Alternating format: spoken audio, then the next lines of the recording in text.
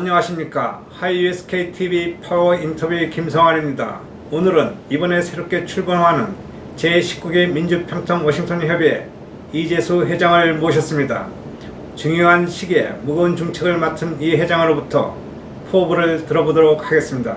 안녕하십니까. 예, 안녕하십니까. 예, 바쁘신데 예. 시간을 내주셔서 대단히 아유, 감사합니다. 이렇게 감사드리고요. 불러주셔도. 예. 먼저 이번에 새로운 중책을 맡으셨습니다. 예. 이 어깨가 무거우실 텐데 소감부터 한 말씀 해주세요. 예, 하여튼 우선 저를 이렇게 회장으로, 네. 평통 회장으로 임명해 주신 우리 문재인 대통령에게 감사를 드리고, 네.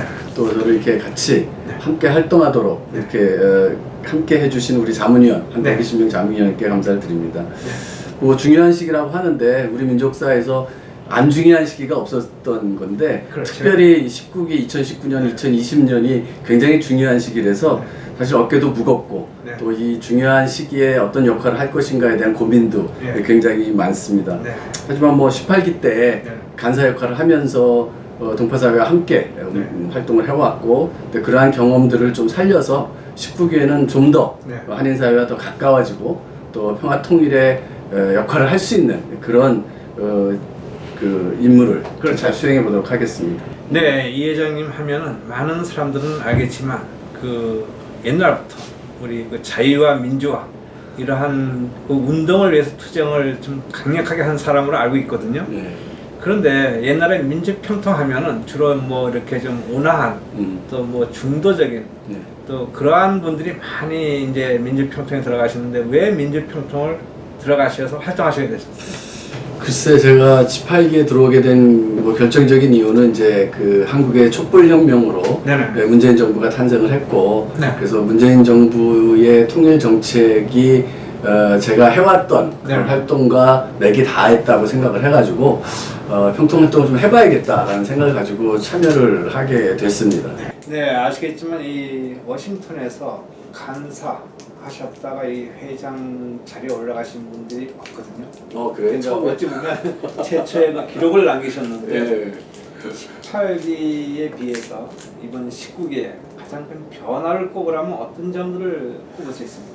글쎄, 제가 생각할 땐 18기는 문재인 정부도 이제 급작스럽게 탄생을 했고, 네. 또 사실 평통도 이제 보고를 통해서 많은 사람들이 들어가긴 했지만 사실 준비기라고 볼 수 있거든요. 그렇죠. 문재인 정부의 통일 정책을 지원하고 협조하는 그런 이제 그 단체로서의 준비기라고 본다면, 네. 19기는 좀 더 그거를 지나서 이제 네. 좀 평통 개혁을 네. 완성해 나가는 그런 시기가 아닐까 생각을 합니다. 네. 그 개혁을 강조하셨는데 개혁하면 그러니까 여러 종류의 개혁이 있거든요.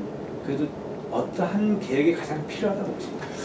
글쎄, 제가 이제 알고 있던 평통이 솔직히 말씀드리면은 어떤 일부 사람들은 평통이 아니라 이런 말 해도 모르지만 똥통이라고 할 정도로, 그렇지. 옛날에 그런 적이 예, 있었죠. 동포 사회에서 신뢰를 받지 못하고 네. 몇몇 사람들의 그런 명예직 정도로 생각했다고 한다면, 네. 평통의 개혁적 사항은 진짜 동포 사회와 함께 평화 통일의 길에서 함께 갈 수 있는 그런 열린 조직, 열린 단체로서 또 열린 기관으로서 자기 역할을 해나가는 것이 중요하다라고 보고 있습니다. 네. 네, 평통하면 워낙 방대하고 이제 포괄적이고 또 사업 또한 우리 그 한반도 남북 평화 통일에 초점을 맞추지만 그 구체적으로 내용에 들어가면 다양한 사업들이 있거든요. 예, 그렇죠. 근데 회장님께서 앞으로 임기 동안 2년 동안 중점적으로 좀 하실 사업을 좀 알려주세요. 앞에도 이제 개혁이라고 말씀하셨는데, 문재인 정부에서도 이제 개혁을 강조하고 있고요. 네네. 그 개혁의 완성은 이제 어떻게 조직을 꾸려나가느냐인데, 네네. 그런 의미에서 문재인 정부는 청년 30%, 네. 여성 40%를 그렇죠. 꼭 평통위원으로, 자문위원으로 구성을 해야만 된다라고 하는 걸 그렇죠. 내세웠어요. 네. 아마 그것이 이제 문재인 정부가 내세우는 개혁적 소명을 달성할 수 있는 가장 중요한 조직적 구도라고 생각을 한 것 같고요. 네. 저희들은 거기에 충실히 따랐고, 네. 그래서 18기와 다르게 19기에서는 청년 학생들이 네. 적극적으로 평통에 참여해서 네. 자신들의 위치를 찾아갈 수 있도록, 네. 다시 말해서 새로운 리더십을 만들어낼 수 있는 그런 활동을 좀 많이 확대하려고 하고 있고요. 네.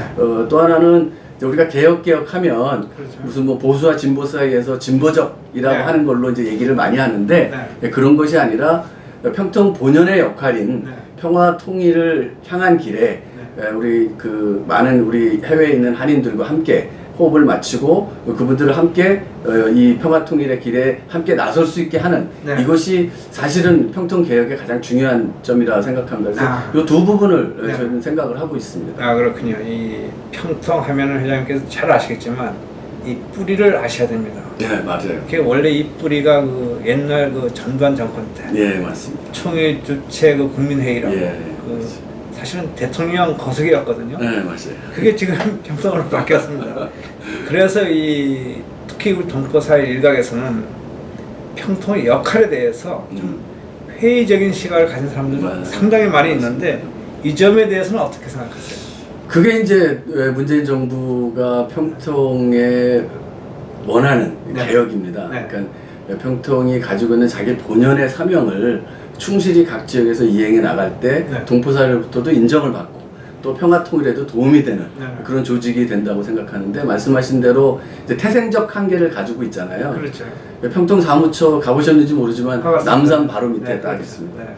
그게 이제 전두환 시절에 그렇죠. 이제 그 당시에 안기부로부터 이제 그 맞습니다. 물려받은 네, 그런 네. 건물이라고 하는데 뭐 그 건물이 상징하듯이 과거의 권위주의 정권에 네. 하수인으로서 역할을 해왔던 것이 평통이라고 한다면 그렇죠. 이제 문재인 정부의 평통 개혁은 그러한 하수인으로서 역할을 벗어나서 네. 실질적으로 동포사회와 함께하는 네. 그래서 진짜 평화 통일에 도움이 되게 하는 또한 동포사회의 화합과 단결에 같이 네. 호응하는 이런 조직으로 거듭나는 것이다 라고 생각을 하고 이제 그런 태생적 한계를 활동으로서 극복해내는 그것이 개혁이라고 저는 생각을 하고 그 길로 더 열심히 가야 된다라고 봅니다. 그렇죠. 근데 이제 평통위원 하면은 이거 대통령의 평화통일 정책의 자문 역할을 해야 되는데 그렇죠. 과연 회장께서 보시기에 그 해외에 있는 특히 또 워싱턴에 있는 우리 평통위원들을 볼 때 자문을 할 만한 준비, 공부, 연구를 한다고 생각하십니까? 아, 그거는 뭐 그 자문위원 개개인의 어떤 그 능력인데 그거를 네. 제가 이제 통체적으로 그냥 어떻게 그러니까 그렇죠. 평가를 할 수는 없는 것 같고요. 네. 뭐 좀 모자란 분도 계실 테고 또 평화통일에 굉장히 많은 생각을 가졌던 분도 계실 거라고 생각을 합니다. 네. 그래서 저희가 18개 소서 했었지만 굉장히 교육사업, 다시 말해서 포럼이라든가 그렇죠. 강연회를 네, 굉장히 많이 많이 했죠. 했어요. 그래서 평화통일에 대한 좀 다양한 의견들을 전달해서 네.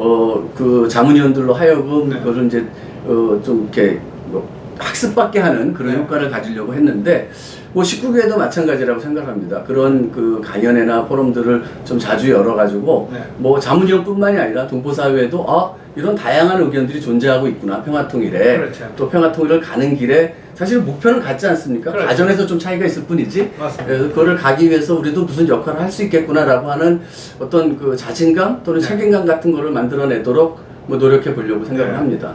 네, 이거는 이제 일부 우리 한인사의 인사들의 지적인데요. 이 그동안 이 평통, 특히 이제 18개에서 보면은 어떤 세미나라든가 또 어떤 강연회 이런 걸 할 때는 한국에 있는 그 진보 인사들은 그래도 몇 분 오셨는데 보수 인사는 와서 평통에서 하는 게 별로 안 보이더라. 이러한 지적이 있었거든요. 맞습니다. 그 19개에서는 이 문제를 좀 이렇게 변화시킬 요인이 있는 거죠. 뭐 변화시킬 요인은 충분히 있고요. 네. 그러니까 이제 뭐 지난 그러니까 17기, 16기 뭐 네. 이렇게 해가지고 그렇죠. 사실 이제 보수 정부라고 하는 10년을 거치면서 그렇죠. 사실 그때도 보면은 그때는 또 진보적 인사들이 또 강연회를 안 하는 네. 못 오는 그런 역할이 있었잖아요. 그래서 18기에는 진보적 인사들이 많이 왔다고 한다면 그렇죠. 19기에는 조금 더 다양성을 살려서 네.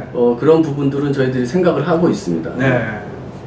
예, 그 동포 사회에서 이제 아시겠지만 그래도 아직도 그 어떤 고정관념 이런 틀이 있거든요. 네, 맞아요. 뭐 이제 연세 드신 분들이 보수와 뭐 또 젊은 층의 뭐 진보 그렇죠. 이거를 좀 동포 사회에서 타파할 수 있는 이런 아이디어를 가지고 계십니까? 이게 뭐 어려운 문제입니다. 이제 네네. 뭐 동포사회뿐만이 아니라 한국 사회도 사실 그렇죠. 이런 이념적 갈등 또 거기다 플러스 지역적 갈등 그렇죠. 플러스 세대 간 갈등 이런 것들이 겹쳐지면서 사실 굉장히 풀기 어려운 문제인데 네. 이제 평통이 나아가면서 이제 볼 때 딱 두 가지인 것 같아요. 하나는 그 색깔론. 네. 뭐 너는 진보면 뭐 꼴통, 네. 뭐 보수면 네. 뭐 좌파 이런 식. 그다음에 이제 그것이 이제 색깔론이고 이념적 대립이라고 한다면 또 하나는 이제 지역적 대립이 또 있겠죠. 그렇죠. 또 동포사회도 세대 간 대립이 있고 이제 이런 것들을 풀어나가는 과제가 사실은 우리한테도 있는데 네네. 큰 틀에서 본다면 네. 평화 통일의 방향이나 네.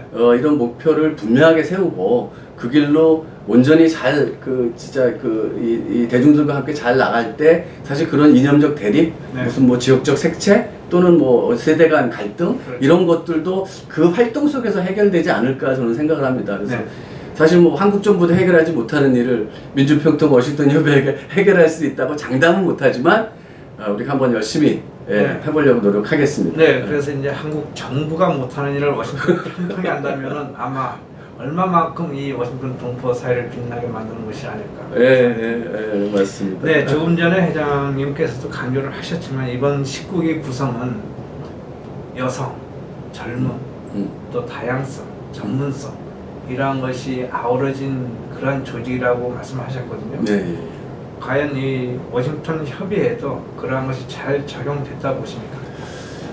많이 적용이 됐다고 봅니다. 그러니까 18기에는 135명으로 출발을 해서 뭐 좀 줄어들다가 또 마지막에 134명으로 끝났는데 그렇죠. 19기는 119명으로 지금 출발을 합니다. 그래서 한 20여 명이 사실 18기에 비해서 적어졌는데 네. 뭐 사무처 얘기로는 이제 부족한 부분들은 이제 앞으로 더 보고를 통해서 이제 채워나가겠다고 하는데 네. 119명 중에서 아까 말씀드렸던 30% 청년, 네. 40% 여성이 있고 또 다양한 전문적인 그런 지식을 가진 분들도 많이 참여했어요. 네. 중요한 거는 아무리 좋은 구슬이 많아도 네. 꿰어야 보물이라고 네. 그것을 이제 잘 꿰어 나가야 되는데 저희가 이제 출범한 지 얼마 안 돼서 아직 임원 구성이 안 됐고 이제 그러한 것들을 지금 구상을 하고 있고요. 네. 지금 준비 단계에 있습니다. 그래서 뭐 말씀하신 대로 그런 다양성, 네. 그 전문성 이런 것들을 최대한 살려나가서 동포사회로부터 인정받고 신뢰받는 그런 평통이 되도록 노력해 보겠습니다. 네, 이 평통 회장께서 잘 아시겠지만 최근에 이 남북이라든가 미북 관계 또 이렇게 평화적인 어떤 분위기 또 환경은 조성은 된다고 보는데 과연 통일하고는 조금 거리가 있어 보이거든요. 네. 지금 보시기에 어떠한 점들이 가장 통일을 이루는데 난관이라고 보십니까? 결국은 이제 뭐 많은 분들이 얘기하고 지금 우리들이 이제 현실적으로 이렇게 당하고 있는 이제 북미 간의 관계 개선 네. 이 부분이 이제 가장 중요하다고 봅니다. 네. 그러니까 남북 관계 교류 협력이나 화해 협력도 네. 이제 북미 관계의 개선이 좀 앞장서 줬을 때 이게 뒤따라오면서 그것이 해결될 수 있는 부분이라고 네. 그 생각이 들고 근데 이제 뭐 지금 이제 그게 교착 상태에 있지만 그렇죠. 제가 볼 때는 이제 분위기는 무르익고 있다라고 네. 생각을 하고요. 저희들이 생각할 때는 뭐 빠른 시간 안에 새롭게 북미 간의 어떤 대화의 문이 열리고 네. 이제 그런 것들이 또 남북 간의 교류 협력으로 이어지면서 새로운 분위기가 날 거라고 생각하고 네. 예전에는 뭐 선통일 후 평화 또는 네. 선평화 후통일 이런 그렇죠. 걸로 논쟁을 한 적도 네. 있는데 이젠 평화가 먼저다 네. 라는 겁니다. 그래서 일단 한반도의 평화를 이루기 위해서 네. 어떻게 해야 될 것인가 라고 하는 것들을 그거는 정부 차원의 정책뿐만이 아니라 민간 차원의 어떤 생각과 어떤 네. 소통을 통해서도 충분히 이루어져 나가야 된다고 생각을 합니다. 예, 지금 그 미북 간의 관계 개선을 강조하셨거든요. 예. 근데 워싱턴에는 뭐 연방 의회도 있고 백악관도 있고 그렇죠. 미 행정 부서가 쫙 있는 데가 워싱턴입니다.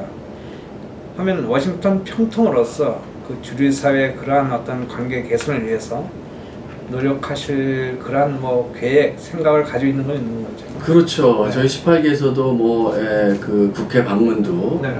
해왔고 또 뭐 백악관 서명운동도 10만인 백악관 서명운동도 했었고 편지 보내기 등 다양한 활동들을 좀 했는데 사실은 민간 차원에서 하는 것들이 크게 네. 이렇게 이제 어떤 영향을 발휘하기에는 아직은 좀 부족함이 있다라고 생각합니다. 근데 제가 볼 때 보니까 우리 워싱턴 동포사회의 각 단체들이 굉장히 많은 부분에서 이 의회 쪽이나 또는 그렇죠. 여기 정치인들과 교류 네. 협력을 하고 있어요. 네. 그래서 그런 힘들을 이제는 좀 분산돼 있었는데 네. 그걸 좀 하나로 모으는 역할을 평통이 하면은 네. 그런 분산된 힘들이 하나로 모이면 작지만 그것이 커지지 않겠습니까? 그렇죠. 그래서 평통이 직접 나서서 하는 부분도 있겠지만 더 중요한 거는 그 분산된 한인사회의 역량을 하나로 모아내는 네. 이런 일들을 이번 19기 때 좀 해야겠다라는 생각을 하게 됩니다. 네, 마지막으로 이 평화통일 정책 자문과 관련 또 워싱턴 평통의 그 활동과 관련 동포 사회에 혹시 하고 싶은 말이나 당부하고 싶은 말씀 있으면 한 말씀 해주시죠. 예, 뭐 그 평통 민주평통의 가장 중요한 역할은 평화 통일을 이루려고 하는 한국 정부의 정책이나 그렇죠. 그런 그 사업의 보조 역할을 하는 부분입니다. 그래서 동포 사회에서 여러 가지 갈등 요소가 있고 뭐 여러 가지 대립적 요소가 있긴 하지만 평화 통일의 길에서 우리 동포 사회가 하나로 만들어지는 그런 역할을 우리 평통이 해야 될 것 같고, 또 한인 사회 많은 분들도 그런 역할을 하는데 또 힘을 보태 주신다고 한다면 평통의 본연의 임무 그리고 개혁적 임무들을 충분히 수행해 나갈 수 있다고 생각합니다. 많은 도움, 협조 그리고 조언을 부탁드립니다. 네, 지금까지 이재수 민주평통 워싱턴 협의회장과 이야기를 나눠보았습니다. 감사합니다. 감사합니다.